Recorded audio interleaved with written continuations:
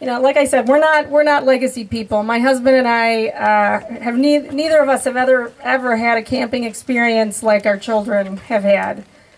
Camp for me was the YMCA day camp up the road a little bit. I don't know if Tom was ever a camper, but nothing like this. It wasn't anything we really considered for our children. It's not really part of where we come from. Most people, when they send their kids to camp, it's for a week, and trying to explain it when we talk about Camp Bil-O-Wood with people is you kind of have to tell a story of, you know, why you would send your child away for 8 weeks in the summer. So like I said, it wasn't anything we ever considered until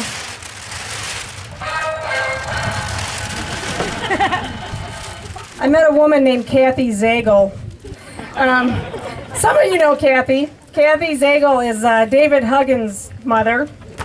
And I'm a physician, and part of my job back 10 years ago was working in the hospitals doing psychiatric consultations on patients, and I would often have students with me. And Kathy is a very successful physician assistant now, but at the time she was a student, and she was my student.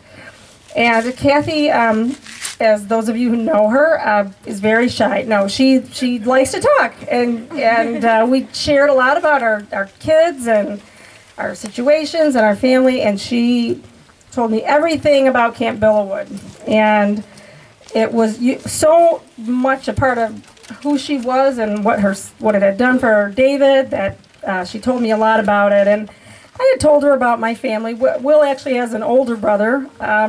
But she really focused on Will. She never met him, just what I had told him. And by the way, I've told this story in front of Kathy about 50 times. So I know she's not here. I'm not talking behind her back.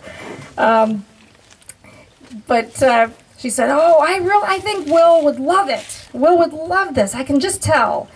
And in my mind, I'm thinking, well, you might be the kind of mother who sends her child away for 4 weeks in the summer, but I don't think I'm that kind of mother, which is probably how a lot of people in our town think.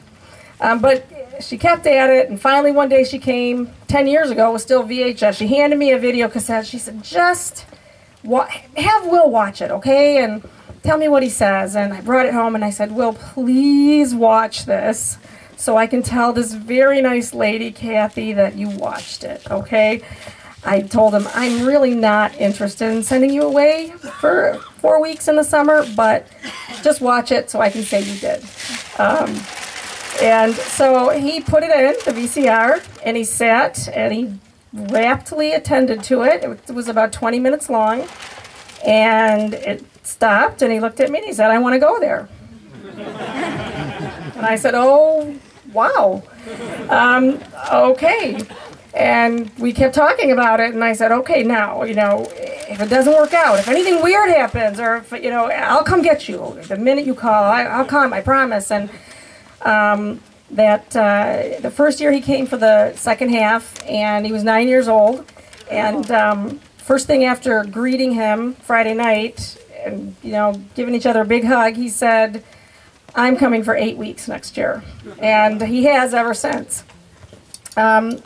So we didn't know about this type of experience, and everything since then has just made us more and more anxious to share our story and with other people. What keeps us coming back really is this incredible commitment by the staff here, the absolute dedication of the Ludwig family to keeping the type of ritual, and they sustain the kind of ritual that's not rigid, that's effective, and it's purposeful, and it means something. And you know, it's hard to explain to people who've never seen the Voyager or Voyagerette ceremonies what that actually means. But I said you wouldn't even have to know. If you just watched it happen, it would give you chills. It's that kind of purposeful, meaningful ritual.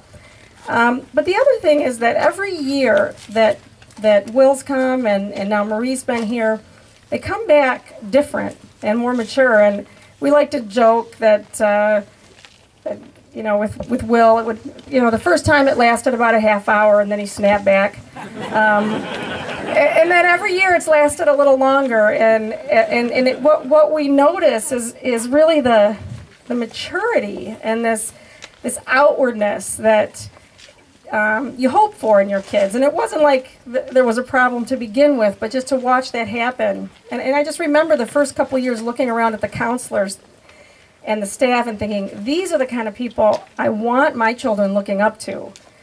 I would love for these people to be the people that my children hope to be. So that's what's kept us coming back. And just the ability to experience what they've experienced is phenomenal.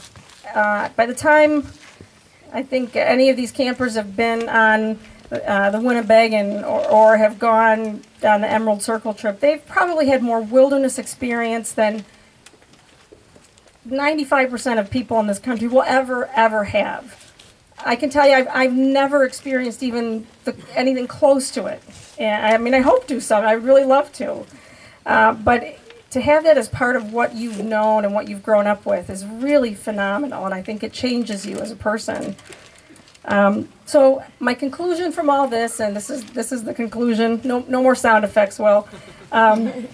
Is that we're really fortunate and really glad that we found this place, that we found Camp Bil-O-Wood, and we want. And I give a big, honest, sincere thank you to Kathy Zagel for making me bring that videotape home and show it to Will. We're grateful that we have the opportunity and the ability to send our kids here. And Tom and I both feel that what we owe to Camp Bil-O-Wood and to the future campers and to the staff here is to keep spreading the word, to do whatever we can to be involved so that this place can flourish until the rivers run dry. Thanks.